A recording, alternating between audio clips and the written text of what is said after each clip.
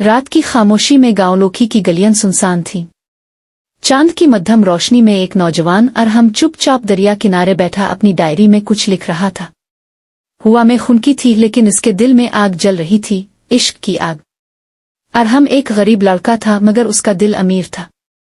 इसकी मोहब्बत का नाम आयला था, चौधरी नजीर की बेटी, जो गांव का सबसे बासर शख्स था। दोनों की मुलाकात स्कूल के दिनों में हुई थी और फिर वो मुलाकातें मोहब्बत में बदल गईं।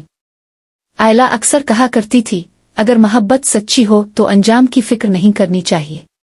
लेकिन अंजाम वो सोच भी नहीं सकते थे। एक दिन जब उनकी चोरी चोरी मुलाकात पकड़ी गई तो चौधरी नजीर ने गुस्से में आयला को कमरे में बंद कर दिया और ऐलान किया कि इसकी शादी शहर के एक रईसजादे से होगी। अरहम को धमकी दी गई कि अगर वो दोबारा गांव में दुखा तो वो जिंदा वापस नहीं जाएगा। लेकिन इश्क डर से नहीं रुकता। शादी की रात आयला ने अपने कमरे की खिड़की से एक कागज फेंका। इस पर लिखा था, दरिया किनारे आओ, आज मोहब्बत का फैसला होगा। अरहम भागता हुआ पहुंचा। दरिया के किनारे आयला सफेद लिबास में खड़ी थी, आंसू से तर मगर आंखों में चमक थी।